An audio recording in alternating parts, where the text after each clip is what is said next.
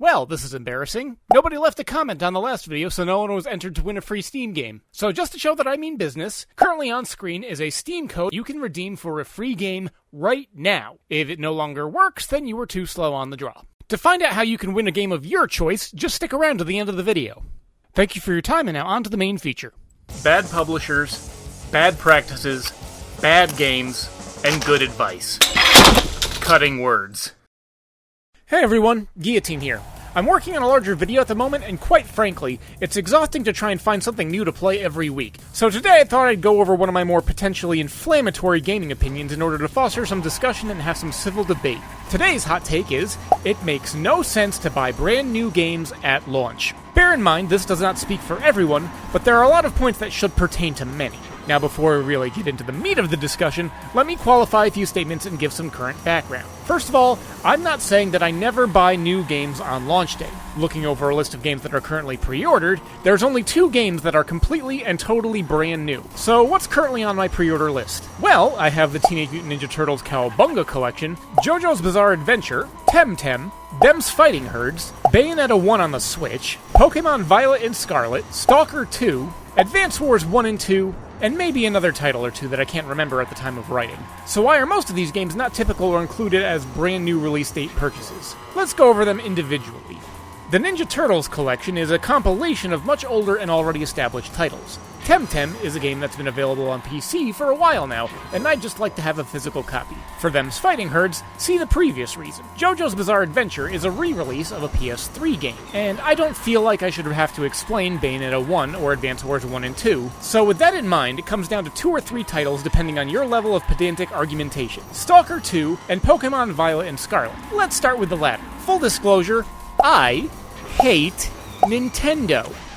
I love their games, and I admire some of their social stances, but as far as their business practices, I think that they are some of the worst scum on the face of the planet. But that's another video for another time. Note that I said I love Nintendo's games, and I consider myself to be something of a Pokemon fan. To a reasonable degree, I have most every game they've released in the US, including Pokemon Box on the GameCube.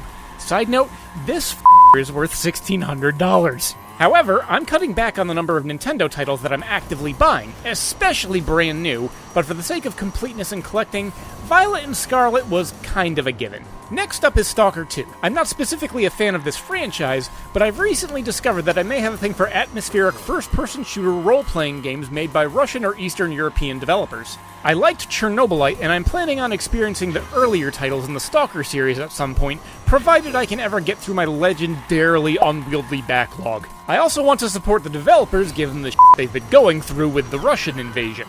So with all that set dressing, why would it make no sense for me to buy brand new games on the day of launch? Well, first of all, it's when they're going to be at their worst. One title should be a perfect illustration of this point. Cyberpunk 2077. How about another? No Man's Sky. How about Fallout 76? Mass Effect Andromeda? What about any number of Battlefield games? I think I've made the point by now.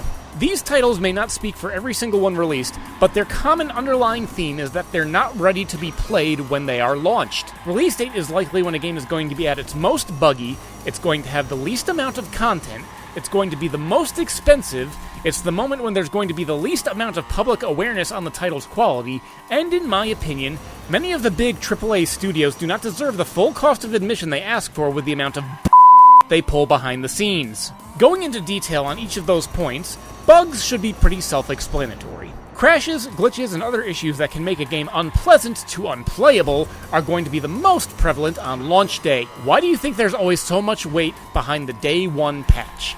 Next up is the content amount. I strongly believe that a game should be complete enough for someone to enjoy. That being said, when the game launches with the promise of continued content but very little to do on day one, I will gladly put my money elsewhere. Especially something like a title that's been out for a year that has extra bonus content, downloadable options, and sometimes all included for the initial purchase price with something like a Game of the Year edition.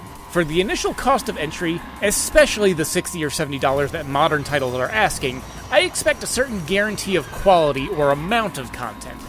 However, even if the game is the kind of media that gets the entire population sitting around a campfire singing Kumbaya, you can fairly consistently expect the title to go on sale within a couple weeks of launch. Unless you're Nintendo. Those are incredibly stingy when it comes to their stuff. But back on track, Even waiting a matter of a couple days can often save you $5 to $10 on the title if you're simply willing to wait for a used copy to come up at GameStop or eBay. Next up is the awareness of a title's quality. I believe in consumer advocacy and education.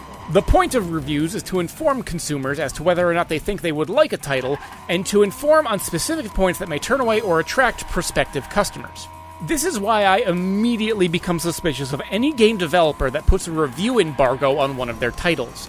In some of the worst cases, Sonic Boom, Assassin's Creed Unity, Cyberpunk 2077 again, etc., it becomes a blatant attempt to pull the wool over the eyes of customers so that they'll make a blind purchase and hopefully not have the willpower to go through the nuisance of a return. Actually, that leads nicely to the final point. Many of the major AAA game developers don't deserve your money, in my opinion. I haven't bought a new title at launch for an Activision game in years, and that was long before the toxic workplace and harassment culture that came to light that literally drove an employee to suicide. Of a brief side note, it's nice that I'm a small YouTuber because I don't have to worry about losing monetization yet. But that's not all. EA still looks to loot boxes for a significant portion of their revenue, along with several other publishers. Nintendo is so protective of their intellectual property that they will weaponize legal systems in order to attack fans. Ubisoft fostered a culture of sexual harassment in their development studios, and that's not taking into account the likely shared practices of tax evasion and political lobbying to ensure that they can get the maximum amount of money out of us with the least consequences. What am I, turning into Jim Sterling here? Anyway, now that I've gone on my tirade about why I don't believe most people should be buying new games on their launch day, let's go with the other side. What are some reasons to go ahead and drop the cash on launch day? First of all, you might want to support the developers. As I was mentioning with Stalker 2, I'm hoping that the title is good, and the developers have obviously been through some very serious after their country was invaded by Russia. But looking at them's fighting herds as another example, the game has a long history in and of itself that's interesting to follow, since it initially started as a fan project that got shot down by legal action, and the developers then said, let's just take what we learned, make an original title, and see how it does.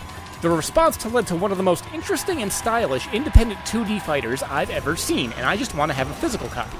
Of a final note for this point, I have my reasons for supporting the developers I pick, and you have yours. I'll do me, you do you, I'm not going to insult you for that. There's a fair debate to be had about whether or not refusing to support a game at launch can lead to consequences of neglect or failure to continue development of future content. But for a prime example, I look at Mass Effect Andromeda. That game had a medley of issues at launch, and people were quick to become aware of it. As such, people steered away from it, and it didn't get the content that was previously promised. However, I feel that people with the mindset that it was the fault of the consumers is erroneous. If the developer had first focused on releasing a quality product, then the consumer backlash would not have been as significant a factor, and we wouldn't have had to worry about whether or not the game was successful enough to warrant continued content or support. The second reason why you might want to pre-order something is if you're in my book and want to make content while also trying to appease the almighty YouTube algorithm. May its omnipotent wisdom eventually bring success to my labors. Thirdly is if you're getting a collector's edition, something with a limited production or increased value that would make it a more desirous trophy if you happen to be a fan of that kind of thing. Finally, and in my opinion this is some rather weak justification, but if you're a fan of a franchise or want to avoid spoilers, then I could see some justification behind getting it at launch. But if you're a fan, then I'd think you'd want to play a game when it's at a more definitive state. If you're the kind of individual who experiences earth-shattering anxiety at the notion of story spoilers, then quite frankly, I'm worried about your mental faculties. Just my take, but for me a story is about the journey and not the destination, and specific plot points or happenings are far less worrisome in my opinion. But what do you think? Are there any reasons that I've forgotten, either for or against games when they come out at launch? Let's have a civil discussion and debate in the comments.